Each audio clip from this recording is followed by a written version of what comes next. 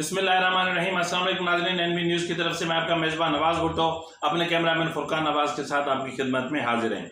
नाज़रीन, आज पीटीआई रहनुमा फवाद चौधरी ने इंतहाई बड़ी प्रेस कॉन्फ्रेंस की और तवक्को ये जाहिर की जा रही थी क्योंकि पिछले गुज़िश्ता रोज़ पीटीआई रहनुमा हमाद अजहर ने एक ट्वीट किया था जिसमें कहा था कि इंतज़ार की घड़ियाँ ख़त्म और अब लॉन्ग मार्च हुआ चाहता है।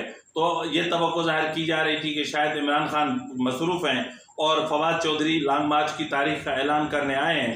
ताहम उन्होंने बहुत ज़बरदस्त प्रेस कॉन्फ्रेंस की और उस प्रेस कॉन्फ्रेंस में उन्होंने कहा कि जो पीटीआई के कारकुनान हैं और जो अवाम है वो बोरियां बिस्तर बांध लें और इस्लामाबाद की तरफ किसी भी वक्त लॉन्ग मार्च की कॉल दी जा सकती है।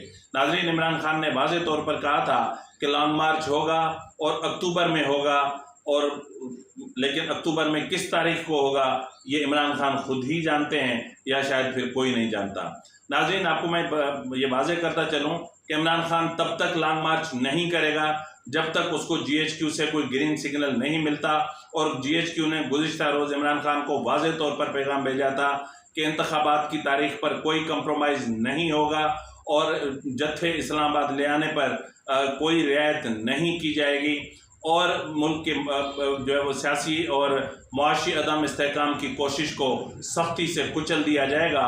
चीफ ऑफ आर्मी स्टाफ का तकर्रुर आइन की रोशनी में होगा और आइंदा इंतखाबात भी अपनी मुद्दत पूरी मुद्दत होने पर और आइन की रोशनी में होंगे। तो बहरहाल नाज़रीन, आज फवाद चौधरी भी ने भी यही कहा कि आप बोरियां बिस्तर अपने बांध कर रखें क्योंकि अब हम इस्लामाबाद की तरफ पेशकदमी करने लगे हैं और किसी भी दिन किसी भी वक्त तारीख का ऐलान हो सकता है, लेकिन वो तारीख क्या होगी ये कोई नहीं जानता। तो बहरहाल नाज़रीन, आज इमरान खान ने सरगोदा में एक यूनिवर्सिटी में तलबा से खिताब किया और ख़िताब में इमरान खान जो फरमाते हैं उन्होंने फिर भी वही फरमाया, वही चोर, वही डाकू, वही बदमाश, वही सब कुछ, वही वीडियोस, वही ऑडियोज़, मतलब कोई चीज़ ऐसी नहीं थी जो उसमें नहीं हो। नाज़रीन, इमरान खान ने यूनिवर्सिटी के तलबा व तालबात से खिताब करते हुए कहा कि जनरल मुशर्रफ के दौर में चंद दिनों के लिए उन्हें भी जेल भेजा गया था, ताहम उन्होंने जेल में जो कुछ देखा वो बड़ा हैरानकुन था क्योंकि वहाँ सब छोटे और गरीब चोर थे और बड़ा चोर, बड़ा डाकू उन्हें जेल में नज़र नहीं आया। ताहम वो जब पार्लियामेंट में आए तो देखा कि पूरी पार्लियामेंट है वो बड़े डाकुओं से भरी हुई है। नाज़रीन, ये इमरान खान का हैरानकुन जो है वो स्टेटमेंट है कि पार्लियामेंट डाकुओं से भरी हुई है। नाज़रीन, ये वही इमरान खान है जिसने 2014 में जो है वो एक धरना दिया था और धरने का बुनियादी मकसद ये था कि हुकूमत ख़त्म की जाए और नई तारीख का ऐलान किया जाए, लेकिन हुआ कुछ इस तरह कि इमरान खान का धरना जो तवील चला और बिलाखिर ये हुआ कि वो धरना नाकाम हुआ और इमरान खान को जो है वो उसी पुरानी तनख्वाह पर काम करने के लिए वापस पार्लियामेंट में आना पड़ा। तो नाज़रीन, यहाँ पर सवाल ये पैदा होता है कि जब इमरान खान खुद इस पार्लियामेंट में बैठे थे और ख़ुद इनकी अपनी हुकूमत थी तो ये हुकूमत भी हलाल थी और इसमें कोई डाकू भी नहीं था और कोई लुटेरा भी नहीं था, कोई बदमाश भी नहीं था, कोई भी नहीं था। हाँ, कोई नहीं था क्योंकि कोई हो भी नहीं सकता था, क्योंकि कौन सी माफिया थी जो इमरान खान की हुकूमत का हिस्सा नहीं थी? कौन सी माफिया थी? ऐसी कोई माफिया नहीं थी जो इमरान खान की हुकूमत का हिस्सा न थी। अब हम शुरू करते हैं। गंदम माफिया इमरान खान की जो है वो काबीना का और पार्लियामेंट का हिस्सा थी। Petroleum companies mafia Imran Khan की काबीना और पार्लियामेंट का हिस्सा थी। शुगर माफिया इमरान खान की जो है वो पार्लियामेंट और इसका हिस्सा थी। गंदम माफिया इमरान खान की पार्लियामेंट और इमरान खान की काबीना का हिस्सा थी। मेडिसन के जो मामलात हुए, जो माफिया था वो इमरान खान का हिस्सा था। बड़े से बड़े बिल्डर्स माफिया यानी अलीम खान और मलिक रियाज समेत वो इस हुकूमत के पुश्त के पीछे थे और कुछ इक़्तिदार में थे। और अलीम खान को तो इमरान खान पंजाब का वजीर आला तक बनाने के लिए तैयार हो गए थे। यूटिलिटी स्टोर्स का मामला, बड़ी करप्शन, सब कुछ होता रहा। फरागोगी, सब कुछ होता रहा। उस्मान बुज़दार, सब कुछ होता रहा। इसकी काबीना का कौन सा ऐसा वजीर था जो एक माफिया का अपना रुकन या माफिया का हिस्सा नहीं था। मैंने जिस तरह कहा ना कि चीनी, गंदुम, आटा, अद्वियात, पेट्रोलियम, ये सब, एलएनजी, मतलब कौन सी ऐसी चीज थी, मतलब कौन सी ऐसी चीज थी जो इसके दौर में मतलब कौन से ऐसी माफिया थी जो इमरान खान के अपने दौर में इसी की अपनी काबीना और इसी की अपनी पार्लियामेंट का हिस्सा नहीं थी। जब खुद माफियाओं के उसमें घिरे हुए थे और फिर बाहर आके कहते थे कि माफियाज बहुत ताकतवर हैं और मुझे हुकूमत नहीं करने दी गई और मुझे अख्तियारात नहीं दिए गए और मुझे पता होता कि मैं इतना बेअख्तियार वजीर आज़म हूँ तो मैं यूं करता और अगर आइंदा मुझे ऐसी बेअख्तियार हुकूमत मिली तो मैं ठोकर मार दूंगा। ठोकर इमरान खान, सवाल ही पैदा नहीं होता। बनी गाला को आपने करप्शन का गढ़ बना दिया। बनी गाला को आपने, कौन सी ऐसी करप्शन है जिसके ताने बाने वहां तक नहीं मिलते। बनी गाला की सड़कें करप्शन से बनी, बनी गाला की जमीन आपको करप्शन से मिली और इलीगल तरीके से जो है वो लीज हुई और बनी गाला की तामीर करप्शन से हुई। आपकी कौन सी चीज ऐसी है आपके खाने से लेकर आपके पहनने तक जो आपके हलाल के पैसों से हुई हो, जो आपके हक हलाल की आमदनी से हुई हो, और आपकी हक हलाल की आमदनी है कहाँ? आपका आलम यह है, आपकी ढिठाई और बेशर्मी और बेहयाई का आलम यह है कि आपने इस्तीफा दे दिया और इस मुस्ताफी हो गए, लेकिन इसके बावजूद भी आप इसी असेंबली से आज भी तनख्वाहें ले रहे हैं। आपके तमाम अरकान पार्लियामेंट इसका जो है वो तनख्वाहें ले रहे हैं, मरात ले रहे हैं, गाड़ियां ले रहे हैं, पेट्रोल ले रहे हैं, फेडरल लॉजेस में उनके महल बने हुए हैं। कमाल है, जिस तरह की बात की जाती है यह तो कमाल ही है ना। मतलब आप करें तो हलाल है, आप शराब पिए तो हलाल है, बाकी पिए तो गुनाह है, वो हराम है। आपका शराब पता नहीं कौन सा है जो हराम हलाल है। आपने वोट लिया, अवाम से वोट लिया, आपने अवाम से वोट एक मंशूर के तहत लिया, आपने एक मैनिफेस्टो दिया, हम इतने करोड़ नौकरियां देंगे, इतने लाख घर देंगे, हम इतने बिलियन दरख्त लगाएंगे, हम मुल्क को सरसब्ज कर देंगे। बिलियन ट्री के नाम पे अरबों रुपए खा गए, आपने मालम जब्बा के नाम पे करोड़ों रुपए खा गए, बीआरटी के नाम पे करोड़ों रुपए अरबों रुपए खाए गए। हेलीकॉप्टर केस आपका अभी तक चल रहा है, करोड़ों रुपए आपने सिर्फ हेलीकॉप्टर पर ट्रेवल के नाम पे खा गए।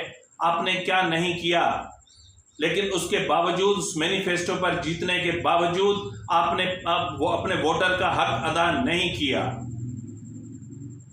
आपने वोटर का हक अदा नहीं किया, आपने वोटर के मसाइल पार्लियामेंट में पेश नहीं किए। मौजूदा हुकूमत को आप जितना भी बुरा कहें, लाख बुरा कहें, होगी, करप्ट है, होगी, लेकिन पार्लियामेंट में है। पार्लियामेंट में तब भी थी जब आप इन पर मजालिम ढा रहे थे, जब आप इनकी खवातीन को अस्पतालों से घसीट कर जेलों में भेज रहे थे, जब आप जो है इनको खानों में जहर भेज रहे थे, जब आप स्लो पॉइजन भेज रहे थे, तब भी सब कुछ था। तब भी ये पार्लियामेंट का हिस्सा थे और पार्लियामेंट में रहे और आज भी वो पार्लियामेंट में हैं, क्योंकि ये सियासतदान हैं और इनको पता है कि पॉलिटिक्स किसको कहते हैं। आप ही ने कहा ना सरगोदा यूनिवर्सिटी में कि कुफर का निज़ाम तो चल सकता है, बगैर अदल के निज़ाम नहीं चल सकता। तो आपके दौर में अदल था? आपके दौर का ये अदल था कि आपने डीजी, अपना chairman NAB justice retired Javed Iqbal की वीडियोस लेकर आप उनको ब्लैकमेल करते रहे? ये आपके दौर का अदल था? आपके दौर का अदल ये था कि जीएचक्यू से आके और हाई कोर्ट और सुप्रीम कोर्ट से फैसले लिए जाते थे? ये आपका अदल था? मुखालफिन को आपने बदतरीन विक्टिमाइजेशन का निशाना बनाया, ये आपका अदल था?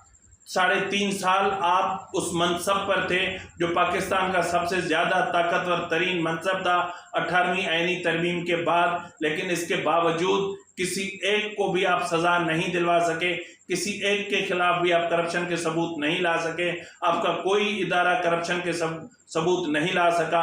हाँ, इतना ज़रूर हुआ कि जो है वो फेक केसेस बनाने की बुनियाद पर और जाली केसेस बनाने के दबाव के बुनियाद पर FIA के और कुछ इदारों के आला अफसरान जो है वो उन्होंने इस्तीफा ज़रूर दिया। क्या ये आपका दौर न था कि जब प्रोफेसर्स को हथकड़ियाँ लगाकर अदालतों में ले आया करते थे, नेब वाले लेकर आते थे? ये आपका दौर नहीं था? आपके दौर में क्या था? ये अदल था, इसको आप अदल कहते हैं। आप खुद अपने साथ अदल करते थे, आपने तोशा खाना में कोई चीज नहीं छोड़ी, सब चोरी की, ये अदल है? खुदा का खौफ करें। इस वक्त आपको मतलब आप 6 नशस्तें हार चुके और 2 नशस्तें आपने दे दी हुकूमत को। पहले हुकूमत की जो हुकूमत के पास जो तादाद थी अरकान असेंबली की, वो थी 175 और आपकी मेहरबानी की वजह से अब उनकी तादाद हो गई है 177 और 6 सीटें आपने लूज की। इस वक्त हुकूमत, ये एक अहम खबर मैं आपको देने जा रहा हूँ कि इस वक्त हुकूमत ने फैसला किया है कि PTI के मजीद 25 से 30 अरकान कौमी असेंबली के इस्तीफे मंजूर किए जाएं और इस हवाले से जो है वो आज या कल लेटर जारी हो जाएंगे और अगर उन्होंने 3 दिनों के अंदर या 4 दिनों के अंदर वेरिफिकेशन के लिए असेंबली नहीं पहुंचे तो उनके इस्तीफे मंजूर करके और जो है वो लेटर इलेक्शन कमीशन को लिख दिया जाएगा और इलेक्शन कमीशन इनको डिसीट करके वहाँ से जो है वो ज़मीनी इंतखाबात के लिए, माफ़ कीजिएगा, वहाँ से इलेक्शन कमीशन ज़मीनी इंतखाबात के लिए शेड्यूल जारी कर देगा। अब देखना ये है कि आप अब जो 7 नशस्तों पर तो आप इमरान खान तनहा इलेक्शन लड़ रहा था, अब देखना ये है कि इन 25 से 30 नशस्तों पर एक तनहा इमरान खान इलेक्शन लड़ता है या नहीं लड़ता है। आपको बड़ा शौक है ना वर्ल्ड रिकॉर्ड कायम करने का, ये वर्ल्ड रिकॉर्ड बेवकूफ़ी का वर्ल्ड रिकॉर्ड है और वाकई में आप इसकी डिज़र्व भी करते हैं। तो बहरहाल नाज़रीन, इस वक्त जो है वो इमरान खान का लॉन्ग मार्च इमरान खान की जेब में ही पड़ा हुआ है, पर्ची में डेट लिखी हुई है। अब इंतज़ार ये है कि GHQ से कब इनको ग्रीन सिग्नल मिलता है, क्योंकि मुज़ाकरात के हवाले से तो इनको एक जनाटेदार थप्पड़ इनके मुंह पे रसीद कर दिया गया है। इस वक्त इनको चाहिए कि ये साजिशें बंद कर दी जाएँ, मुल्क को अदम इस्तेहकाम का शिकार नहीं बनाया जाना चाहिए, मुल्क में सियासी इस्तेहकाम पैदा किया जाए, पार्लियामानी निज़ाम को मजबूत किया जाए। और ठीक है, पहले भी तो आपने ढिठाई और बेहयाई का मुजाहरा करते हुए पार्लियामेंट में वापस आ गए थे ना, तो अब भी आ जाएं, पार्लियामेंट का हिस्सा बने और मुल्क की बेहतरी और भलाई के लिए कानून साजी में हिस्सा लें और आप जो है अपना हिस्सा उसमें शामिल करें और अवाम के मसाइल जो है उनको वहाँ पर पार्लियामेंट में ले आएँ ताकि अवाम के लिए कुछ बेहतरी हो सके। इस तरह नहीं, आपकी करप्शन इस तरह नहीं छुपेगी, इस तरह की दादागिरी से आपकी करप्शन नहीं छुपेगी, इस तरह गुंडागर्दी से आपकी करप्शन नहीं छुपेगी, इस तरह थ्रेट और ब्लैकमेलिंग से आपकी करप्शन के केसेस बंद नहीं होंगे। अभी तो बहुत कुछ होना तो इसी हफ्ते था, मैं हैरान हूँ कि अभी तक नहीं हुआ। बहरहाल आपको वाज़ेह वार्निंग दे दी जा चुकी है। इसके बावजूद अगर इमरान खान साहब इन चीज़ों को नहीं समझते, नहीं संभलते तो फिर जो होगा वो अल्लाह ही बेहतर जानता है, क्योंकि आसिफ जरदारी साहब का कहना है कि इमरान खान जो है वो जेल नहीं जा सकता क्योंकि इमरान खान को जेल में छिपकली से डर लगता है। तो भाई अब देखना ये है कि आप कितनी छिपकलियों का सामना करते हैं। इसी के साथ ही अपने मेज़बान नवाज़ भुट्टो को इजाज़त दीजिए। अल्लाह हाफिज़।